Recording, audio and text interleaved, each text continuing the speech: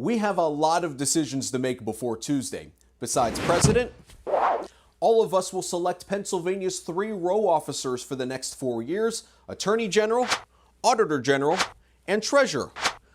There's also our Washington, D.C. representatives in Congress and our state house reps in Harrisburg that we select to 2-year terms. And if you live in Adams, Franklin, Cumberland, Perry, Dauphin, Lancaster, and parts of your counties, you also get to choose a state senator for the next 4 years. That's a lot to take in. Lucky for you, Fox 43 has every race covered. Just log on to fox43.com, search Pennsylvania Voting Guide, and scroll to the bottom of the page to find a race that you want to know more about. Democracy 2020 takes a look. That's my voice. We also asked the candidates to fill out a questionnaire so you could learn more about their platforms. We put everything on our Fox 43 election voting guide on fox43.com. Again, your vote matters. Make sure you're prepared.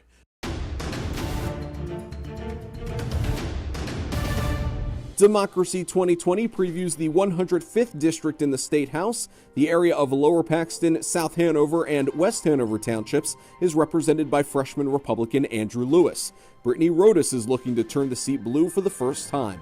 Lewis was elected in 2018 following the retirement of 30-year Representative Ron Marsico. He is an Army veteran serving in South Korea. In May, Lewis was diagnosed with COVID-19.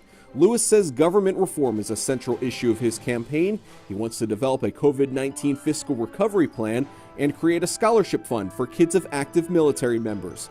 At 25 years old, Brittany Rodas would be the youngest legislator in the state.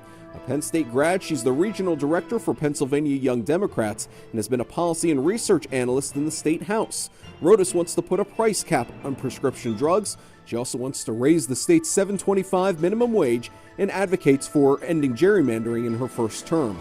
Read more from the candidates in their own words by visiting the election voting guide on our website, fox43.com. With your Pennsylvania election preview, I'm Matt Maisel. The race for Pennsylvania's 10th congressional district has potentially nationwide implications. 4-term Republican Congressman Scott Perry is facing a challenge from 2-term Democrat Auditor General Eugene DePasquale, and the winner could ultimately decide who's president.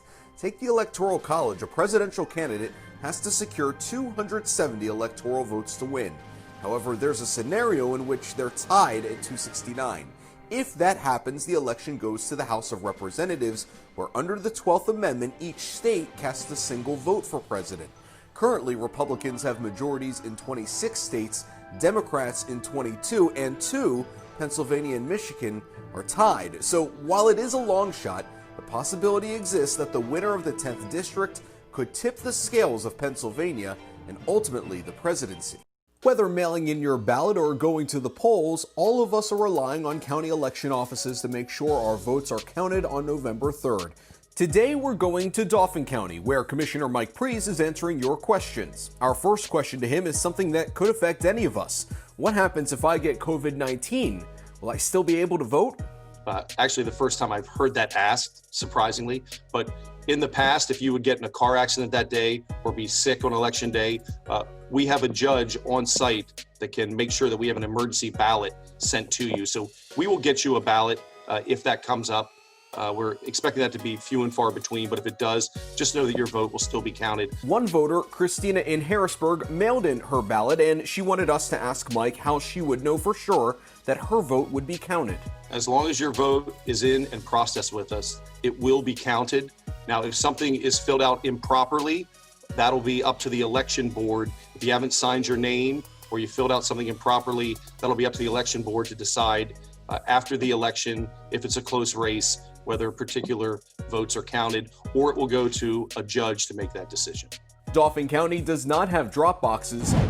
However, you can drop off a ballot at the county election office on 2nd Street in Harrisburg or the Northern Dauphin Human Services Center in Elizabethville no later than 8 p.m. November 3rd. Nearly 60,000 mail ballots were requested in Dauphin County, and one viewer asked us, how will all those votes be counted quickly? This all starts election day. We'll open up the outside envelope, then the inside envelope, and then we will separate them by area, and then we'll start running them through after 8 p.m. in a high-speed scanner, which can count up to $4,000 an hour. But again, it is a time-consuming process. We're going to have close to 40 volunteers in at the election offices that night and the next couple days to make sure that we can process these. But everyone will be counted and all your votes will count. More with Commissioner Pries on the Fox 43 election guide on fox43.com. There you can find more information on where to vote, how to register, or even just to find out more about the candidates. With your Democracy 2020 preview, I'm Matt Maisel.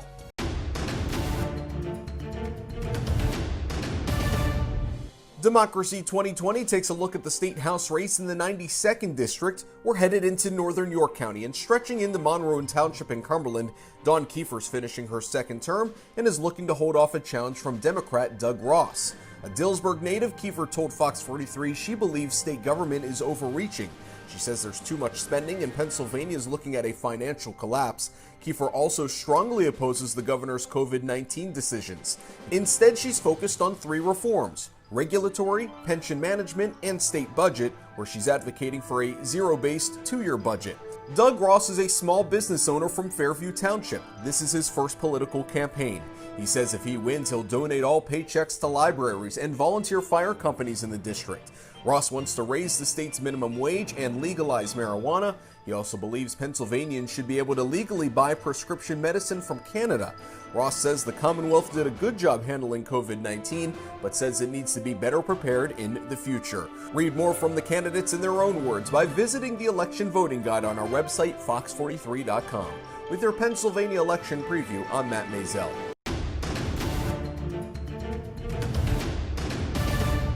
Democracy 2020 takes a look at the state Senate race for the 33rd District. This seat covers Adams and parts of Franklin, Cumberland, and York counties. Republican incumbent Doug Mastriano seeking his first general election win against Democrat Rich Sterner. Mastriano won the seat in a special election in 2019. Before that, he was in the Army for 31 years and retired as a colonel. He's an outspoken critic of Governor Wolf, and aside from pushing to reopen the state, advocates for strict anti-abortion laws, Second Amendment rights, and is against same-sex marriage. Rich Sterner is a longtime teacher in Adams County and is currently a Bermudian Springs School Board member. He says improving unemployment insurance and broadband access as a result of COVID-19 is his top issue. Sterner also wants health care for all and to improve K-12 schools, including charter and cyber charters. Read more from the candidates in their own words by visiting the election voting guide on our website, fox43.com. With your Pennsylvania election preview, I'm Matt Maisel.